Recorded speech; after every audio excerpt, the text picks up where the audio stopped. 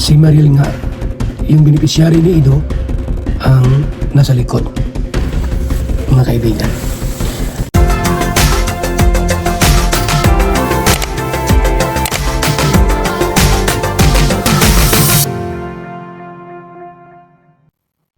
Eto guys mga kalingap, nang dahil kay Mariel, yan nga po ang dahilan. So guys, usapang third party naman, may video po dyan si Kuya Val. Ano nga ba ito? Ating alamin, ating talakayin, ating panoorin. At guys, si Kalingap Edu, nagpapakatotoo lang din po. So bago tayo magpatuloy, isang mapagpalang araw, isang mapagpalang gabi sa inyong lahat, saan mang panig kayo ng mundo. Shoutout sa mga solid supporters ng Team Kalingap, mga bigating sponsor, mga kasabahan ko dyan sa Karepa, Kalingap Reactor Partner. And mega love shoutout kay Kuya Val, Ate Edna, Kalingap Rob, Madam Jackie Tapia. At ako yung lingkod, hindi ko rin nakakalimutan. Support my channel, Kalingap Kiel, like and share my videos, and click the notification bell para po lagi kayong updated sa mga ina-upload kong video. So guys, agad-agad, dito tayo sa ating topic, at si Mariel ang dahilan ng lahat kung bakit ganito ang kalagayan ng love team. At kung bakit nga ba nagkakagulo na. Guys, si Mariel, ang dahilan, yan mismo ay ayon kay Kuya Val. So, para bigyan pa tayo ng linaw, eto nga yung pahayag ni Kuya Val na dapat nating pakatutukan. Yan, gusto ko lang pong linawin, ito pong live kagabi ni Ate Glo regarding po sa hiwalayang Biancy at Ido na binanggit dito ay may third party. Sa kanyang title, Biancy nagparaya, Mariel success. Ito po yung kanyang reaksyon kay Ate Glo. At bigyan natin ng linaw para po alam ninyo ang mga kwento sa likod ng mga pangyayari. Okay? Babaeng gusto, babaeng nanggulo dito sa Itzy. At ngayon, successful na siya. Nanggulo. Dahil kung ang nakaraan noon na ito siya ay nagbibiw ng salita na hindi nga tatantanan ang incident, ito na nga, naging successful ang kanyang plano. Yun. So, ang tinutukoy po ni Ate Glo ay si Mariel. Si Mariel ay beneficiary po ni Papa Ido. Tinulungan ni Ido. At marami yung mga nagsasabi na ito pong si Mariel ay jowa, girlfriend daw ni Papa Ido. Sa kanyang mga gino-comment noon. At yun, si Bibi Biancy na ang nagparaya. Kaya isaksak mo sa babak mo kung maggusto sa'yo. Yun. Yung nilalandian mo. So, alam niyo po, sinuri natin lahat. Inalam ang mga bagay na ito, sinisiyasat, tinignan kung si Mariel nga, yung beneficiary ni Ido, ang nasa likod, mga kaibigan. At sa ating pagsisiyasat at pagsasaliksik, walang kinalaman daw po, walang kinalaman daw po si Mariel sa mga bagay na ito.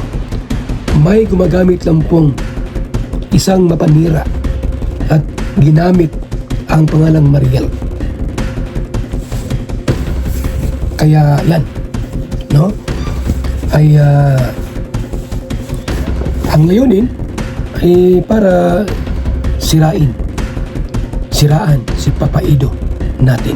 Subalit, sa aking pagsasaliksik at pagsisiyasat ay wala pong katotohanan na si Ido ay may jowa or jowa niya, itong si Mariel, mga kaibigan.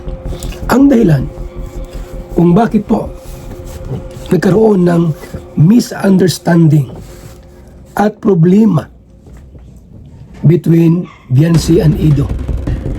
Sapagkat alam mo na, bilang isang lalaki, gumagawa ng isang paraan na kahit ayaw ng isang babae. Mahirap sabihin lahat.